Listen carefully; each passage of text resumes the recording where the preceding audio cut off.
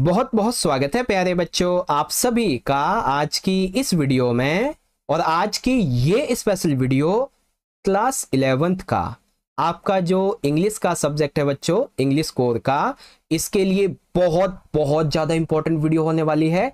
क्योंकि जैसा कि आप सभी बच्चों को पता है कि आपका इंग्लिश का कल यानी कि 25 सितंबर 2024 को आपका जो मिड टर्म का एग्जाम है ये होने वाला है। ठीक है, और इसकी तैयारी के लिए अब आपके पास तो सिर्फ और सिर्फ आज का यानी कि केवल और केवल एक ही दिन का टाइम और बचा हुआ है, जो कि बहुत कम टाइम है। इसीलिए बच्चों आपकी कम टाइमिंग की शॉर्टेज को देखते हुए कम टाइम में आप अपने इंग्लिश के मिड टर्म एग्जाम की तैयारी अच्छे से अच्छे कर सकें, प्रिपरेशन कर सकें अच्छी वाली। ठीक है, और ऐसी तैयारी हो बच्चों कि आप 80 आउट ऑफ कम से भी कम 70 से लेके 75 मार्क्स स्कोर कर सकें। इन सभी बातों को ध्यान में रखते हुए आज हम लेके आए हैं बच्चों अभी तक का हमारा सबसे इंपॉर्टेंट सैंपल क्वेश्चन पेपर को, और इस पेपर को इस एक ही वीडियो में पूरा का पूरा हम सॉल्व करके समझने वाले हैं। ठीक है, अभी ये बात मैंने क्यों कही कि ये हमारा अभी तक का सबसे इंपॉर्टेंट सैंपल पेपर है,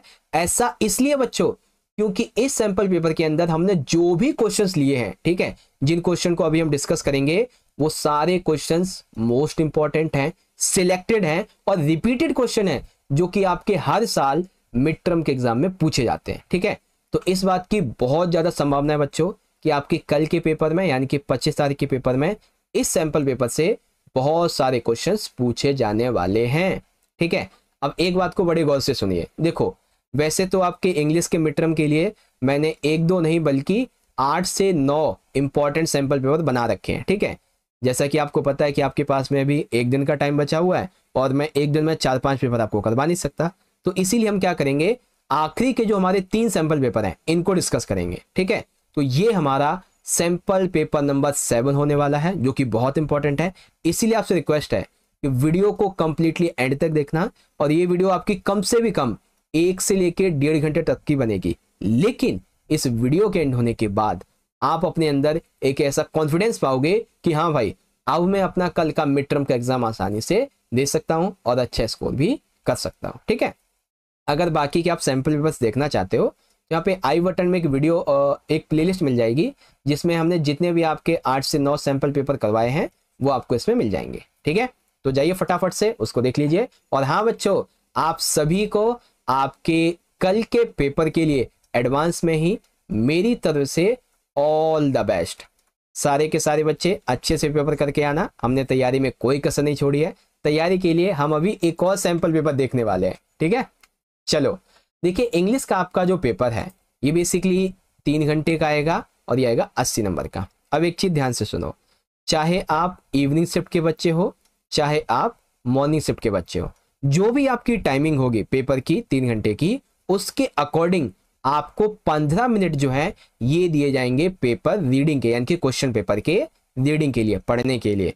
तो इन 15 मिनट को कैसे आपको यूज करना है वो भी आगे बताऊंगा। ठीक है, देखो पेपर जो है वो आपका 3 सेक्शन में डिवाइड होगा। सबसे पहले रहेगा section number A, reading skills का। इसमें आपके बेसिकली 3 क्वेश्चन होंगे जिसमें नोट मेकिंग भी होगी और 2 अनसीन पैसेज होंगे, और ये रहेगा आपका 26 मार्क्स का।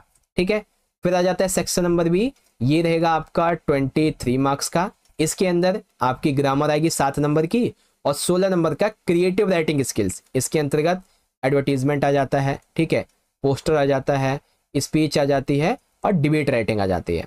ओके, फिर आता है आपका सेक्शन नंबर सी यानी कि लिटरेचर का, और ये रहेगा 31 मार्क्स का। ओके, तो आपको घबराना बिल्कुल नहीं है। रीडिंग स्किल्स यानी कि सेक्शन ए, सेक्शन बी के जितने भी ग्रामेटिकल क्रिएटिव राइटिंग स्किल्स के जो टॉपिक्स हैं, लिटरेचर के जितने भी मोस्ट इंपॉर्टेंट क्वेश्चंस हैं, इन सभी को इस एक ही वीडियो में आपको मैं समझाऊंगा। बस क्या करना है, वीडियो में एंड तक बने रहिएगा, सारी की सारी चीजें बहुत अच्छे से आपको मैं समझाऊंगा। ओके, तो आओ बच्चों शुरुआत करते हैं। तो यहाँ पे आप देख सकते हैं कि इस पेपर का जो हमारा सबसे पहला सेक्शन है, section number A reading skills 26 marks का, वो यहाँ से शुरू हो गया है। ओके, देखिए पहला क्वेश्चन क्या कहता है, read the following passage and answer the question that follow 10 marks. Okay, तो मैं पैसेज पढ़ूंगा आपके साथ साथ और आप भी पढ़ना, समझने की कोशिश करना कि पैसेज में क्या कहा गया है। ठीक है, तो देखिए पहला पैराग्राफ क्या कहता है, बेसिकली इसका जो टॉपिक है ना वो एआई है, यानी कि आर्टिफिशियल इंटेलिजेंस। तो देखो artificial intelligence it means AI is poised to revolutionise the landscape of work, bringing forth both opportunities and challenges in equal measures. यानी कि आर्टिफिशियल जो इंटेलिजेंस एआई है ये काम के परिदृश्य में देखा जाए तो क्रांति लाने के लिए तैयार है, लेकिन क्रांति के साथ में ये अवसर भी लाएगा तो कुछ समस्याएं भी लेके आएगा। ठीक है, as machines and algorithms become increasingly sophisticated, their integration into various industries in reshaping traditional job roles and promoting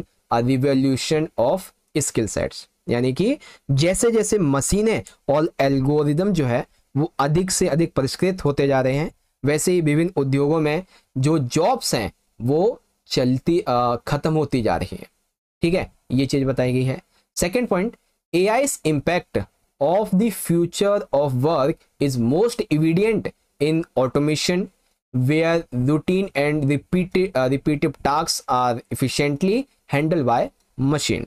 भविष्य के काम पर AI का प्रभाव बेसिकली बहुत देखा जा सकता है, जहाँ नियमित तौर पे जो काम है वो मशीनों के द्वारा आसानी से किया जाता है। ठीक है, while this enhances productivity, it also raises concern about the job displacement। यानी कि मशीनों के माध्यम से जो प्रोडक्टिविटी है काम की वो तो बढ़ रही है, लेकिन कंसर्न भी इसका बढ़ रहा है क्योंकि इससे जॉब जा रही है लोगों की। ठीक है, उसके बाद particularly for roles that are routine based, जो रूटीन बेस्ड रोल होते हैं, जो जॉब्स होती है वो जा रही हैं ज्यादातर। ठीक है, ऑन दी अदर हैंड इसके अलावा AI's abilities to process vast amounts of data and provide insights is creating demand for workers skilled in data analytics, machine learning and programming। यानी कि AI जो है वो बड़ी मात्रा में डेटा को संशोधित कर सकता है। ठीक है, डेटा का एनालिसिस कर सकता है, मशीन लर्निंग कर सकता है, प्रोग्रामिंग कर सकता है, इसीलिए जो जॉब्स हैं वो रिप्लेस हो रही हैं। ठीक है, third para, the future workplace is expected to witness a collaboration between humans and machines where AI complements human capabilities rather than replaces them। भविष्य के बारे में अगर हम बात करें तो मनुष्य और मशीनों के बीच में सहयोग हमें देखने को मिलेगा, जहां AI जो है वो मानवीय क्षमताओं को भी धारण कर सकेगा। ठीक है, jobs requiring emotional intelligence, creativity, critical thinking and complex problem solving are likely to remain in demand as these skills are not easily replaced by machines। AI चाहे कितना भी पावरफुल बन जाए, लेकिन वो एक मानव की जो इमोशनल इंटेलिजेंस है, जो भावनाएं होती हैं, उसको कभी नहीं समझ सकता। जो मानव की क्रिएटिविटी होती है उसे नहीं कर सकता है। प्रॉब्लम सॉल्विंग जो क्रिटिकल थिंकिंग होती है, इसको कभी भी मशीन रिप्लेस नहीं कर सकती है। ठीक है, फोर्थ पैराग्राफ, हाउएवर हालांकि addressing the challenges posed by AI requires a proactive approach to education and skill development। हालांकि AI के द्वारा उत्पन्न जो चुनौतियां हैं इनका समाधान करने के लिए हमें AI से संबंधित शिक्षा और कौशल को विकसित करना चाहिए। Continuous learning and upskilling will be key to stay relevant in evolving job market। निरंतर हमें इसके बारे में सीखना चाहिए, स्किल भी सीखनी चाहिए और हमें मार्केट में अपने आप को उतारना चाहिए। ठीक है, governments, educational institutions and industries need to collaborate to create frameworks that foster adaptability to prepare individuals for the changing nature of work. यानी कि सरकार को जो भी एजुकेशनल इंस्टीट्यूशंस हैं, यानी कि शैक्षिक संस्थान और उद्योग हैं, इन सभी को एक साथ मिलकर एक ऐसा फ्रेमवर्क बनाने की जरूरत है, एक ऐसी ढांचा बनाने की जरूरत है जिसमें व्यक्तियों के काम की जो बदलती प्रवृत्ति है इसको और सुधारा जा सके। ठीक है, अब ये एक लास्ट पैरा और पढ़ते हैं। इन कंक्लूजन, निष्कर्ष के रूप में, the impact of AI on the future of work is a multifaceted phenomena. यानी कि निष्कर्ष के तौर पे जो भविष्य है इसमें AI का जो काम है, AI का जो प्रवाह है वो एक बहुआयामी परिघटना है।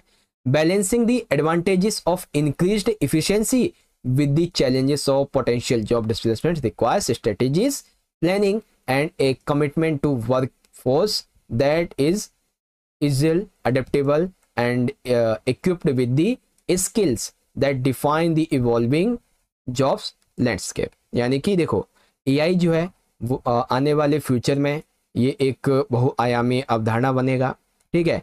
नौकरियों को इसने दूर किया है, नौकरियां डिस्प्लेस कर दी हैं इसने, इसीलिए हमें AI को समझना पड़ेगा, ठीक है। AI के लिए एजुकेशन स्किल्स को समझना पड़ेगा, ओके। AI को हमें बेसिकली अडेप्ट करना चाहिए और AI को अच्छे तरीके से यूज़ करने के लिए हमें इन चीज़ों को पढ़ना चाहिए, ठीक है। तो ये इसकी इम्पैक्ट है। तो AI के बारे में ये सारी बातें कही गई हैं। अब क्वेश्चंस देखते हैं, सारे बच्चे मुझे क्वेश्चन बताना, ठीक है।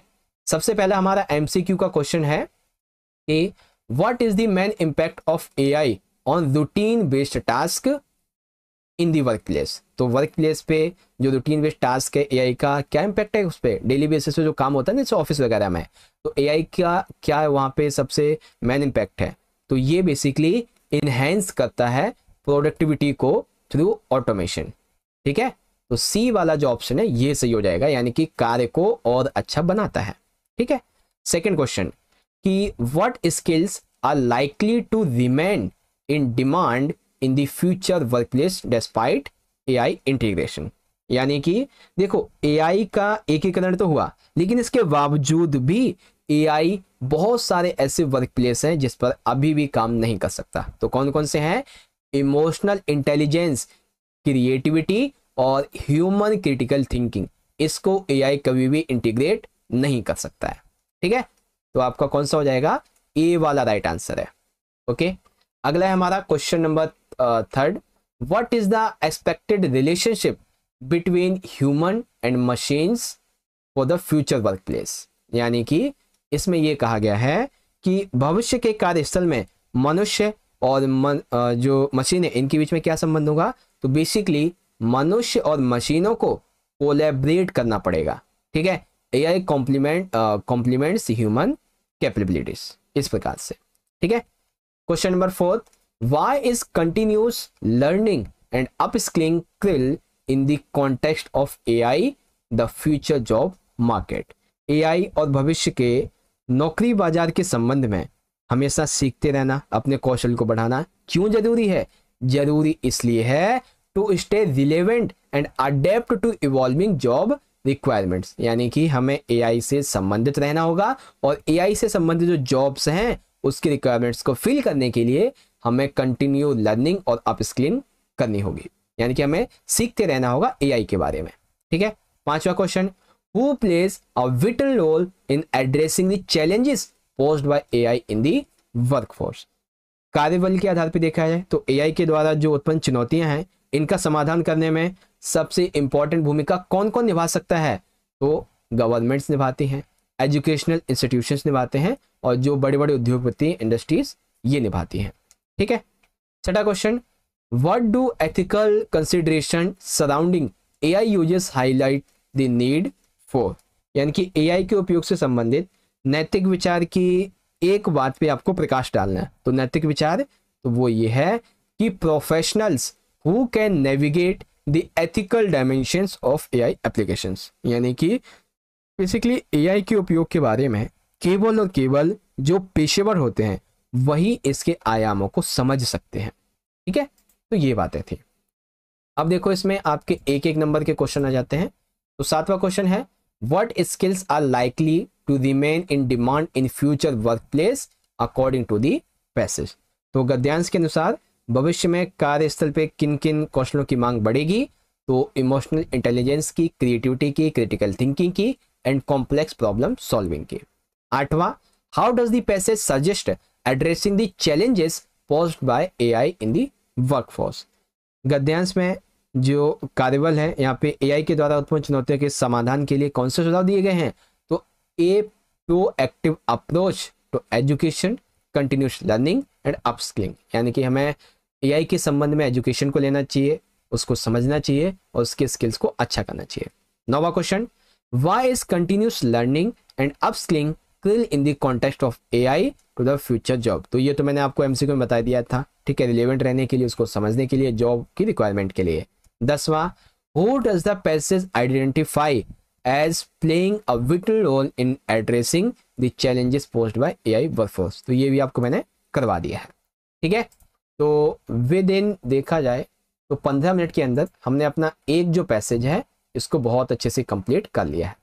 ओके बच्चों, ओके तो अब हम बात करते हैं बच्चों अपने अगले क्वेश्चन की। Question number 2, read the following passage and answer the question that follow. और ये 8 नंबर का रहेगा लेकिन ये केस बेस्ड होगा, ठीक है।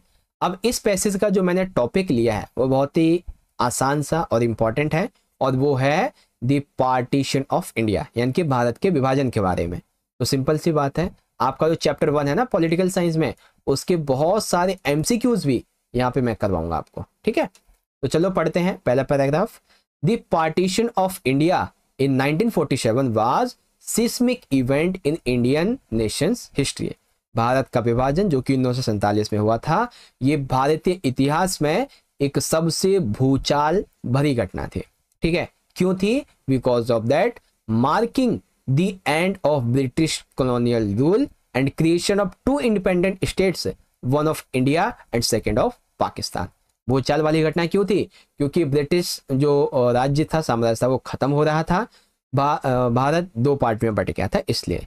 This partition was accompanied by large scale communal violence, mass migrations and profound socio political changes. यानी कि इस विभाजन के साथ बड़े पैमाने पे सांप्रदायिक हिंसा हुई, बड़े पैमाने पे लोगों का पलायन हुआ और राजनीतिक परिवर्तन हुए।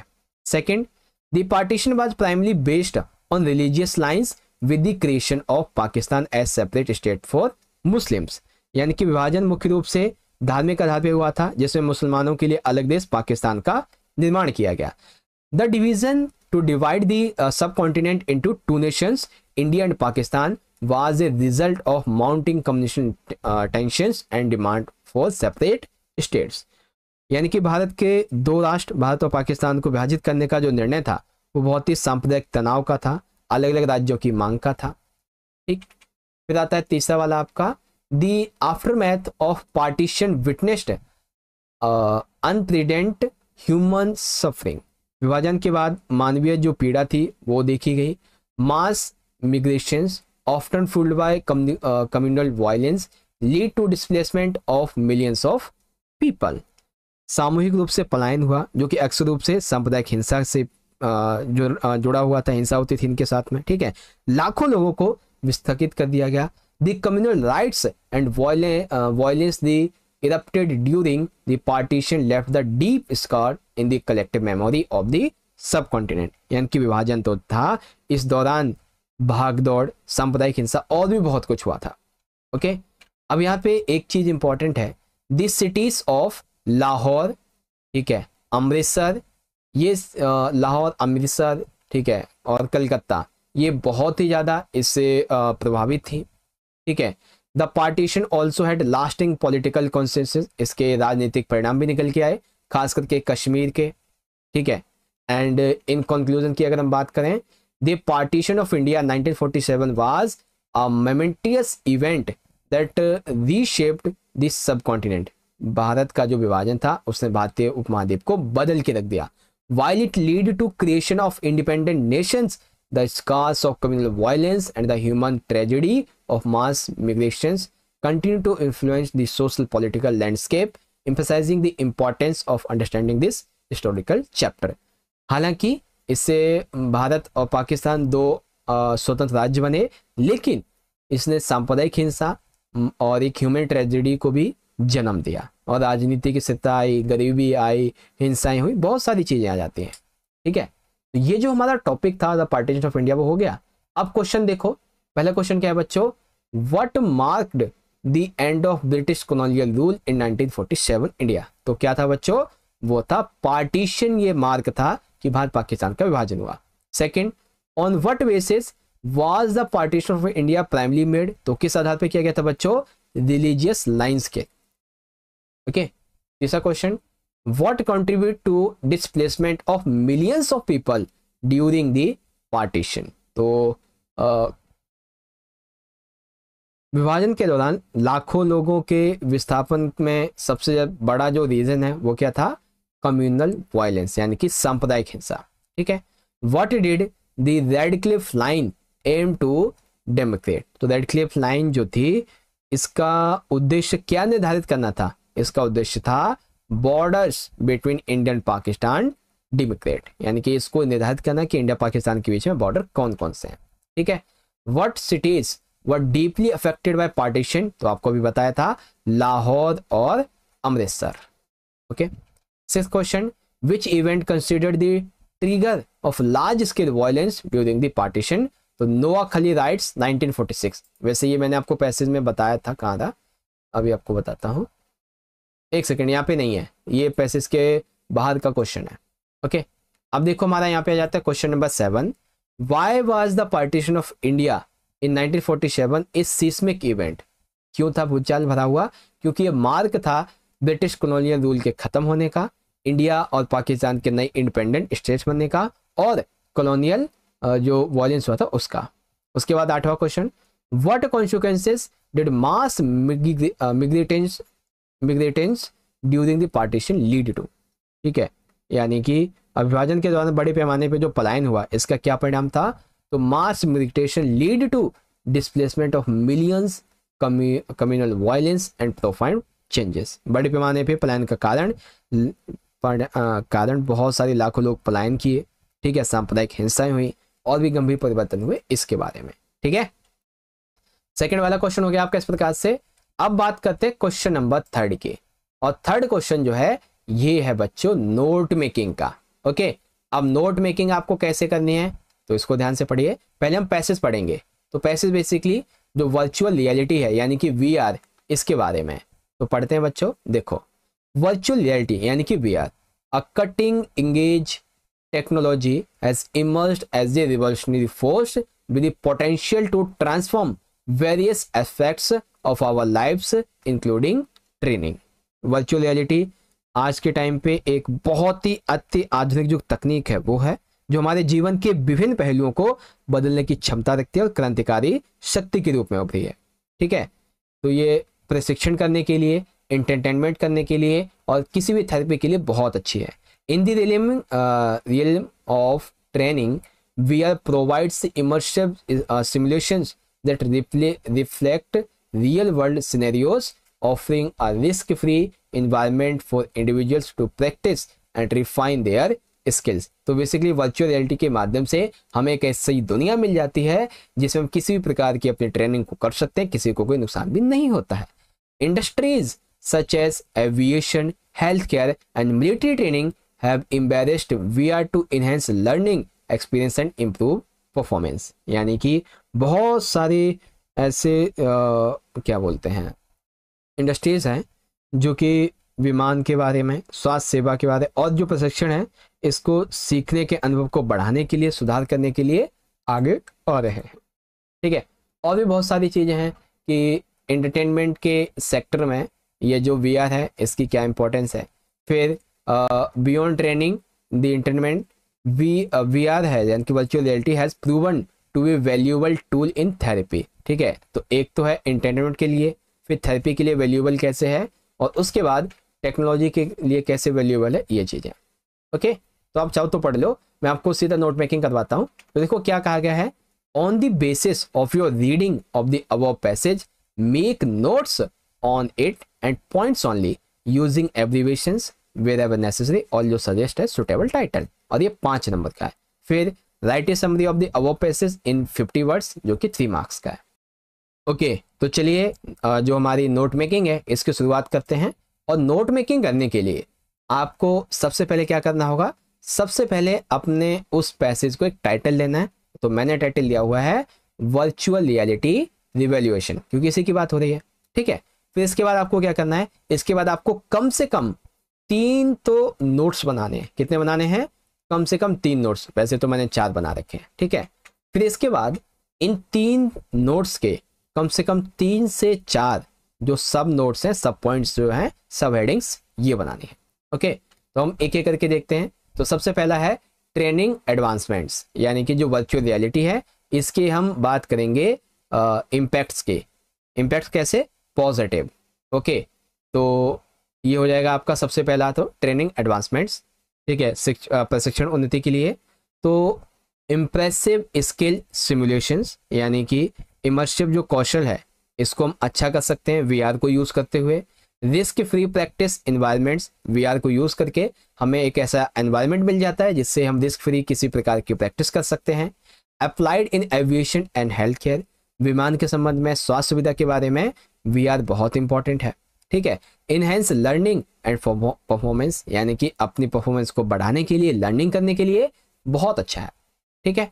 अब जैसा कि मैंने आपको पैसेज में बताया एंटरटेनमेंट डायमेंशन के बारे में, थेरेपी एप्लीकेशंस के बारे में और फ्यूचर एप्लीकेशंस एंड इम्पैक्ट के बारे में। ठीक है, ये चीज़ें आपको बताई थी भी पैसेज में, तो बस उन्हीं को यहाँ पे बता देना है।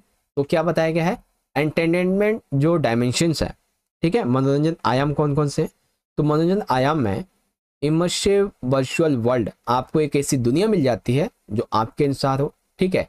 इंटरेक्टिव स्टोरी टेलिंग एक्सपीरियंस, एक स्टोरी जो आपको कोई सिर्फ सुना रहा है, एक वो स्टोरी जो आपको सुनाते हुए दिखाई जा रही है रियल में, ठीक है, वीआर के माध्यम से, वो आप ज़्यादा देखना पसंद करोगे, तो इंटरेक्टिव स्टोरी टेलिंग आ जाती है।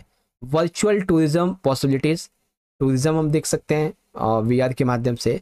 Revolutionise gaming and social spaces, खास करके वीआर जो है ना वो बना ही गेमिंग के लिए था। ओके। थर्ड आ जाता है थेरेप्यूटिक एप्लीकेशंस, यानी कि चिकित्सीय इसका उपयोग क्या है, तो देखो कंट्रोल्ड एक्सपोजर थेरेपी, यानी कि इससे क्या बोलते हैं, जो जोखिम चिकित्सा होती है ना उसको अच्छे से ये सही कर लेता है। ठीक है। थ्रेट्स फोबियस पीटीएसडी, यानी कि डर होता है या फिर पीटीएसडी होता है तो इसका इलाज इससे किया जा सकता है। फैसिलिटेट्स, ठीक है, फैसिलिटेट्स रिलैक्सेशन एक्सपीरियंस, विश्राम के अनुभव को सुगम बनाता है। Supports mental health and wellbeing, यानी कि मानसिक स्वास्थ्य और खुशहाली को और अच्छा बनाता है। उसके बाद फ्यूचर एप्लीकेशंस एंड इम्पैक्ट की बात आएगी, तो इसमें आप बताएंगे expanding into education and health care, शिक्षा स्वास्थ्य सेवा में विस्तार हुआ है या इसके वीआर की वजह से।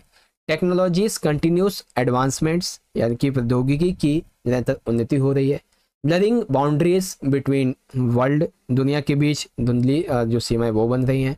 Transformative possibilities for various industries, किया जाता है। ठीक है, विभिन्न प्रकार की जो इंडस्ट्रीज हैं इनको ट्रांसफॉर्म कर सकती है।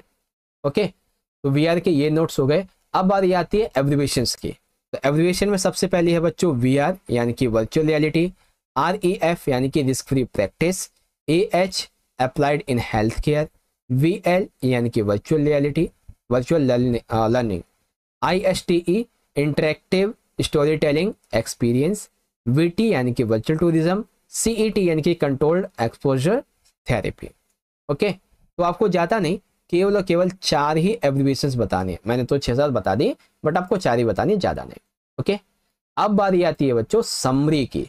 देखो बच्चों, समरी जो है ना इसके आपके 3 नंबर फ्री के। कैसे, अगर 5 मार्क्स के अंदर आपने बहुत अच्छी अपनी हेडिंग्स बनाई, बहुत अच्छी अपनी सब हेडिंग्स बनाई, तो आपको इन्हीं हेडिंग और सब हेडिंग को ट्रांसफॉर्म कर देना है सेंटेंस में, बस आपकी समरी तैयार है। ठीक है, तो यहाँ पे टाइटल क्या है, वर्चुअल रियलिटी रिवॉल्यूशन। आओ समरी लिखते हैं। वर्चुअल रियलिटी यानी कि VR, revolutionise training with immersive simulations and risk-free environments impacting industries like aviation and healthcare। ठीक है, तो पहला जो हमारा नोट्स था वही हमने उठा के यहाँ पे बता दिया कि वर्चुअल रियलिटी जो है वो इमर्सिव सिमुलेशंस, जोखिम मुक्त वातावरण के साथ प्रशिक्षण में क्रांति लाती है, जिसका विमान के उपयोग में, स्वास्थ्य सेवा के उपयोग में असर पड़ता है। ठीक है, इन एंटरटेनमेंट, ये हमारी जो तीसरी वाली हेडिंग थी वो आ गई। इन entertainment VR transforms gaming, story telling and social spaces. ठीक है, फिर थियोरोपेटिकली आ जाता है streets phobias PTSD and enhances mental wellbeing. ठीक है, तो इन थेरेप्यूटिकली जो है इसकी बात आ गई, एनवायरमेंट की बात आ गई, फिर इसकी इम्पैक्ट की बात आएगी। VR advance its poise to impact on education, on health care and various industries, blurring boundaries between physical and virtual worlds, ushering transformative possibilities for immersive experience and applications। ठीक है, ये शिक्षा स्वास्थ्य के विभिन्न उद्योगों को प्रभावित करने के लिए बन चुका है। ठीक है, भौतिक और इस दुनिया के बीच में जो इसका अंतर है वो धुंधला हो जाता है। ठीक है, और भी बहुत सारी चीज़ें। तो बस वही यहाँ पे आपको बताना था, जो कि समझ में आ गया होगा। ओके, तो अभी तक हमने जो है आधे घंटे में सेक्शन 1 कंप्लीट कर लिया है।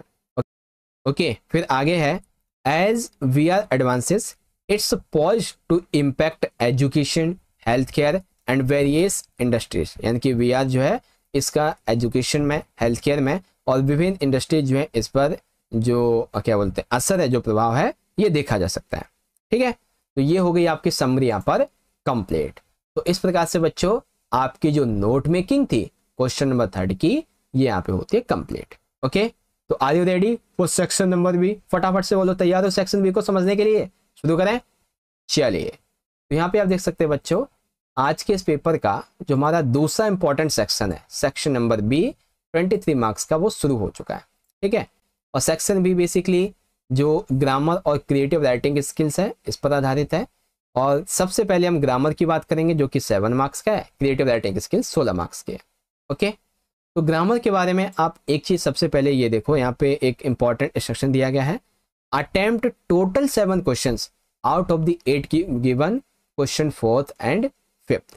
तो देखो क्वेश्चन 4th जो है ना, ये बेसिकली 3 तरीके का आएगा। एक तो रहेगा कि फिलिंग ब्लैंक्स दिए जाएंगे, उसमें आपको जो करेक्ट फॉर्म है वर्ब की ये भरनी होगी। दूसरा जो टाइप है वो रहता है कि आपको जो है ना वो एक्टिव से पैसिव वॉइस में बदलना होता है। ठीक है, तीसरा जो है आपको इनकरेक्ट छांट कर जो करेक्ट वर्ड है ये निकालना होता है। तो वैसे इन दोनों की प्रैक्टिस करवा चुका हूँ, आज आपको मैं वर्ब की प्रैक्टिस करवाऊंगा। ठीक है, तो आओ देखते हैं क्या लिखा हुआ है। The words sing beautifully in the morning. तो सिंग की जगह क्या आएगा? सिंग की जगह आएगा बच्चों sang। The words sang beautifully in the morning. ठीक है, पक्षी सुबह सुबह सुंदर गीत गाते हैं। Second, we visit our grandparents during the holidays. यानी कि हम छुट्टियों में कहाँ गए थे? अपने दादा दादी के घर। ठीक है, तो गए थे यानी कि थर्ड फॉर्म, तो विजिट की जगह क्या आ जाएगा बच्चों? विजिटेड। ओके, फिर third, she speak eloquently during the presentation. वह प्रस्तुति के दौरान बहुत ही अटक अटक कर या फिर वाक्यों को सही करके नहीं बोल रही थी। तो स्पीक की जगह क्या आ जाएगा? स्पीक की जगह आएगा स्पोक। ओके, तो एक करेक्ट फॉर्म ऑफ वर्ब हो गई। चलो क्वेश्चन नंबर 5 देखो, यहाँ पे आपको क्या करना है? रीअरेंज करना है कुछ फॉलोइंग सेंटेंस वर्ड यानी कि फ्रेजेस को और बनाना है मीनिंगफुल। ओके, तो जैसे पहला है हमारा hunting one boy for a winter went morning. तो यहाँ पे क्या होगा? One winter morning a boy went for hunting. यानी कि एक सर्दियों की सुबह एक लड़का शिकार के लिए गया। एंड उसके बाद teachers guide questions sparks by critical thinking fires. तो इसका मतलब क्या है? Questions spark critical thinking fires guided by teachers. तो ये पैसिव वॉइस का क्वेश्चन हो गया आपका। ठीक है, शिक्षकों के द्वारा जो निर्देशित प्रश्न होते हैं इनकी आलोचनात्मक सोच जगाई जाती है। ठीक है, और भी एक दो आपके जो रीअरेंज वाले हैं आप इनको पढ़ सकते हो आसानी से। ठीक है, बाकी मैंने आपको बता दी है। जैसे एक आ जाता है art whisper as emotions instead empathy in bridges. तो art bridges empathy as emotion stead in whisper. यानी कि कला जो है ये सहानुभूति का सेतु बनती है, क्योंकि इसकी जो फुसफुसाहट है विस्पर जो है इसी में इसकी इमोशंस जो भावना है ये उभरती है। ठीक है, और भी एक दो पॉइंट है आप इसको पढ़ लेना। अब बारी आती है बच्चों हमारे अगले पार्ट की, जो कि है क्रिएटिव राइटिंग स्किल्स, और ये रहेगा आपका 16 नंबर का। ठीक है, अब क्रिएटिव राइटिंग स्किल्स में देखो बेसिकली आपके कई टाइप के ना क्वेश्चन नंबर 6 में वो आएंगे एडवर्टीजमेंट। क्या आएगा बच्चों? एडवर्टीजमेंट कई टाइप के होंगे। कौन कौन से सर? सबसे पहला टाइप होगा बच्चों सिचुएशन वेकेंट का। ठीक है, फिर आएगा सिचुएशन वांटेड का। इसके अलावा जो और भी बनते हैं उसको बता देता हूं। तो एक बनेगा फॉर सेल और दूसरा बनेगा फॉर परचेज। ठीक है, अब आपको वैसे तो मैंने सिचुएशन वेकेंट और वांटेड समझा दिया है, अभी भी समझाऊंगा लेकिन बाद में। पहले हम सेल और परचेज को समझ लेते हैं आज। ठीक है, तो देखो आप कृष्णा या राधा हैं, आपका एड्रेस है C10 रोहिणी सेक्टर 10 नई दिल्ली। ठीक है, you want to sell the first floor of your newly constructed house. आपने एक नया घर बनवाया है लेकिन आपको लग रहा है जगह ज़्यादा है, तो आप उसका पहला जो फ्लोर है उसको बेचना चाहते हो। Draft and advertisement in the Indian express, आपको इस समाचार पत्र के लिए एक विज्ञापन लिखना है। फॉर द क्लासिफाइड मार्क्ड, यानी कि किस टॉपिक पर, property for cell is not more than 50 words, include all living details like location, type of accommodation, cost and contact address including telephone number etc। तो यहाँ पे ये भी बता दिया कि कौन कौन सी डिटेल्स आपको मेंशन करनी है। ठीक है, तो हमारा टॉपिक क्या है, टॉपिक है फॉर सेल, यानी कि बेचने के लिए। तो लिखेंगे अवेलेबल फॉर सेल, क्या है बेचने के लिए, the first floor of newly constructed house. ठीक है, तो शुरुआत यहाँ से हो गई। उसके बाद है कि आखिर आप बेचना क्या चाहते हो, बेचने के लिए चीज क्या है। उसके बाद वो जो चीज है वो कहाँ पर है, तो एट रोहिणी सेक्टर 10। उसके बाद अब आप इसकी जो है वो विशेषताएं बताओगे। ठीक है, कि इसमें क्या क्या है, तो कंप्राइजिंग 2 स्पेसियस बेडरूम्स, 2 बड़े बड़े बेडरूम्स हैं, अटैच विथ बाथरूम, और बाथरूम भी है। अ लार्ज ड्राइंग रूम, एक बहुत बड़ा ड्राइंग रूम है, कम डाइनिंग रूम, और एक बहुत ही अच्छा डाइनिंग रूम है, एंड लार्ज मॉडुलर किचन, और मॉडल किचन है वर्तमान के हिसाब से। ठीक है, ईस्ट फेसिंग है, जैसे घर का वास्तु होता है ना कि अगर जो घर का दरवाजा है ना, अगर ये खुलता है सूर्य की तरफ यानी कि पूर्व की दिशा में, तो अच्छा माना जाता है। ठीक है, तो ईस्ट फेसिंग है। लोकेट कहाँ कहाँ पे है, तो लोकेट है इसके नियर में शॉपिंग प्लाजा है। ठीक है, रही बात पैसों की, तो भाई आप पहले प्रॉपर्टी देख लो फिर हम बात कर लेंगे, यानी कि नेगोशिएबल है। जो भी इंटरेस्टेड पार्टीज हैं या जो पर्सन है वो कांटेक्ट कर सकता है कृष्णा राधा को, seat and Rohini sector 10 new Delhi, फिर आपका कॉन्टैक्ट नंबर। ठीक है, तो क्या है सेल करने के लिए, कहाँ पर है, विशेषताएं क्या है, और आप जो है ना उसे बेसिकली कितने पैसों में देना चाहते हो। ओके, तो ये हो गया बच्चों आपका property for sale. Second question, you are Jagdish और Jugnu, you want to purchase a flat, write and advertisement for the newspaper giving full details of requirements of capacity to pay. तो सिंपल सा, एक तो अभी मैंने फ्लैट बेचा, अब मैं लिखूंगा फ्लैट को खरीदने के लिए। ठीक है, तो जब आप खरीदेंगे तो आप ये बताओगे ना कि आप क्या खरीदना चाहते हो, कहाँ खरीदना चाहते हो, उसके आसपास जो है वो क्या होना चाहिए, उसकी क्या विशेषताएं होनी चाहिए, प्राइस क्या होना चाहिए। ओके, तो अब हमारा टॉपिक क्या हो जाएगा, अब हमारा टॉपिक हो जाएगा फॉर परचेज। ओके, तो for purchase a DD high flat in north Delhi, मुझे एक फ्लैट खरीदना है, कहाँ पे, नॉर्थ दिल्ली में, जो कि रोहिणी में हो। क्या क्या विशेषता होनी चाहिए, तो विद 3 बेडरूम्स, 3 बेडरूम्स होने चाहिए, अटैच बाथ यानी कि बाथरूम के साथ, एंड एक बहुत ही बड़ा ड्राइंग रूम हो और अच्छा सा डाइनिंग रूम हो, एंड फैमिली लॉन्ज भी होना चाहिए। प्राइस नेगोशिएबल है, वेल वेंटिलेटेड, मॉडर्न फैसिलिटीज होनी चाहिए, नियर जो है वो मार्केट और मेट्रो स्टेशन के होना चाहिए, and will be preferred. Honours और ऑर्डर्स, ठीक है, जो भी ऑनर्स हैं, जो भी डीलर्स हैं, वो मुझसे कांटेक्ट कर सकते हैं। मेरा ये एड्रेस है, मेरा नाम ये, मेरा कॉन्टैक्ट नंबर ये है। ठीक है, तो क्या बेचना है, क्या क्या विशेषता होनी चाहिए, इसके आसपास क्या होना चाहिए, कितना प्राइस है, सब चीज़ें लिख दी, तो हो गया ना आपका प्रॉपर्टी फॉर सेल और परचेज। ओके, अब आपको मैं सिचुएशन वेकेंट और वांटेड भी बता देता हूँ। जैसे वेकेंट का मतलब हो गया कि आपके स्कूल में, आपकी कंपनी, आपके यहाँ पे जॉब खाली है और आप एडवर्टीजमेंट लिख रहे हो कि आओ भाई कोई हमारे यहाँ जॉब ले लो। ठीक है, तो wanted 2 PGTs in English against permanent post, मुझे 2 इंग्लिश PGT चाहिए, किसके लिए, परमानेंट पोस्ट इंग्लिश के लिए। ठीक है, केवल और केवल जो एक्सपीरियंस और हाईली क्वालिफाइड कैंडिडेट्स हैं, जिसकी इंग्लिश बहुत अच्छी है, पर्सनैलिटी अच्छी है, केवल वही अप्लाई करें। सैलरी कमिशनेट रहेगी, नेगोशिएबल रहेगी, आपके एक्सपीरियंस पे डिपेंड करती है, आपके पढ़ाने के तरीके पे डिपेंड करेगी। जो भी इंटरेस्टेड कैंडिडेट्स हैं, किसके एज ग्रुप के, 25 से 30 साल के, केवल वही अपना रिज्यूम भेजें और पासपोर्ट साइज फोटो इस एड्रेस पे, बस हो गया। अब वांटेड में क्या होता है, वांटेड में आप जो है ना किसी को कुछ चीज़ देना चाहते हो, जैसे कि मैं सेवा देना चाहता हूँ, यानी कि मैं जो है क्या बोलते हैं, ट्यूशन पढ़ाना चाहता हूँ। ठीक है, तो ये बता दिया गया है। Available well qualified and experience professional having post graduate degree in math, बहुत ही अच्छा एक प्रोफेशनल जो डिग्री लिए हुए एक व्यक्ति है वो हाजिर है, किसके लिए, willing to teach math, math को पढ़ाने के लिए 9 से 12 तक को। ठीक है, कब से कब तक की क्लास होगी, तो इवनिंग टाइम में क्लास होगी 4 से लेकर 8 बजे की। मॉडरेट चार्ज है और इस बात की मैं गारंटी देता हूँ, अगर आप मुझसे पढ़ोगे तो 95% प्लस आपके इस सब्जेक्ट में तो कहीं नहीं गए। ठीक है, कॉन्टैक्ट कर लीजिए कृष्णा प्रीति को, ये आपके पॉइंट्स हैं, यहाँ से पढ़ सकते हैं। ओके, चलो अब आता है हमारा अगला क्वेश्चन, क्वेश्चन नंबर 7। यहाँ पे बेसिकली आपको क्या करना है, एक बहुत ही अच्छा सा पोस्टर बनाना है। ठीक है, पोस्टर का टॉपिक है बच्चों क्लीन सिटी कैंपेन। ठीक है, क्या है, क्लीन सिटी कैंपेन।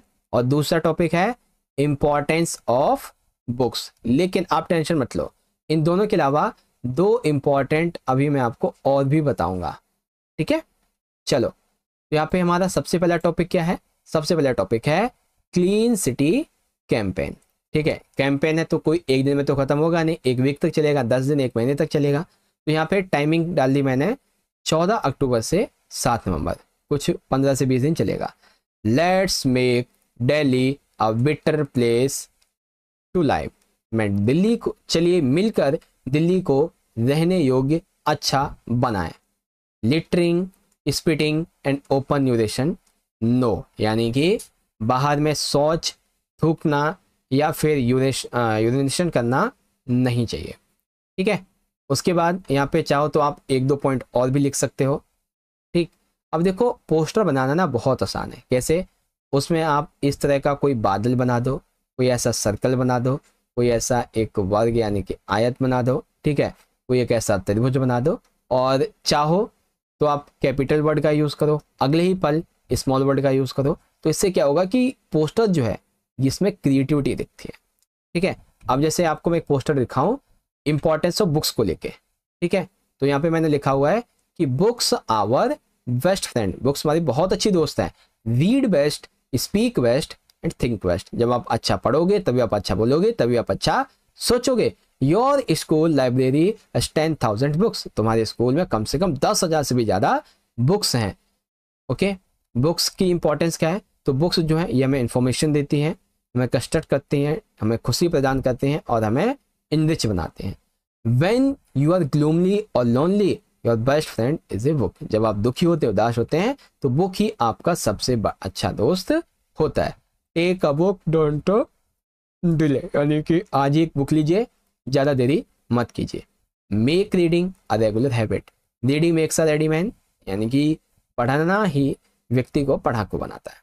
ओके, उसके बाद सबसे इंपॉर्टेंट पार्ट, डोंट जज a book by its cover, read it. किसी को भी उसके हुलिये से कभी आंकना नहीं चाहिए, हमेशा उसके मतलब ऊपरी हालत से उसे आंकना नहीं चाहिए, ये बात है बेसिकली। ठीक है, इसके अलावा 2 पोस्टर एक्स्ट्रा मैंने लिए हुए हैं, जैसे कि पहला है वर्ल्ड योगा डे का।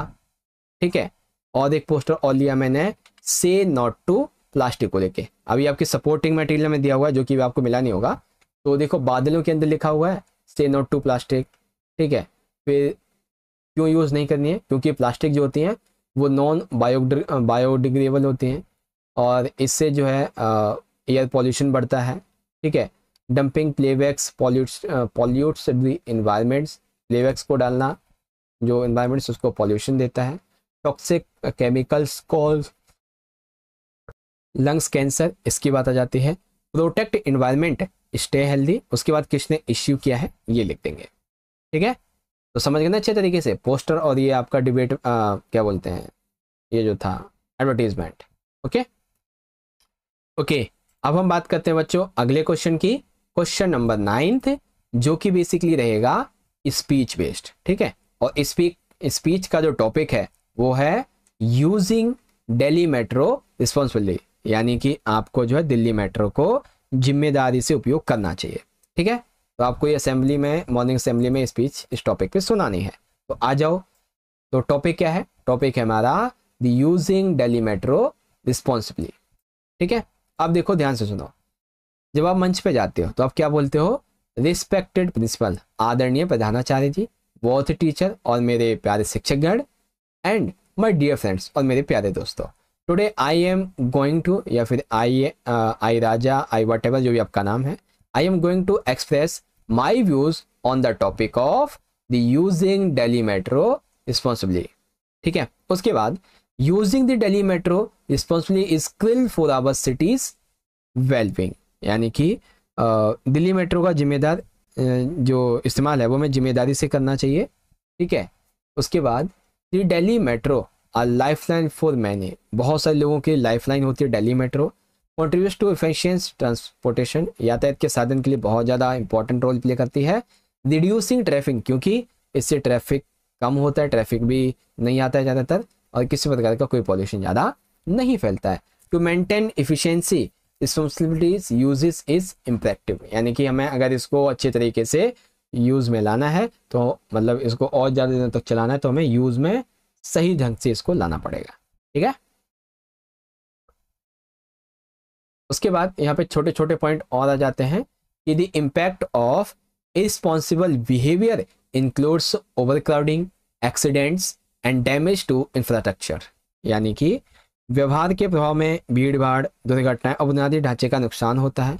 Over crowded stations compromise safety escalators and entry points, यानी कि जो भीड़ भाड़ होती है इससे हमें बचना चाहिए, दरवाजे बंद ना करें, ठीक है, सफाई बनाए रखें और सामूहिक जिम्मेदारियों को अपनाएं।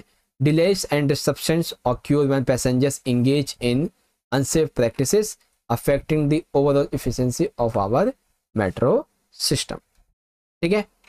फिर है यहाँ पे और भी छोटे छोटे पॉइंट कि हमें इसके साथ में किस प्रकार से डील करनी चाहिए, ठीक है।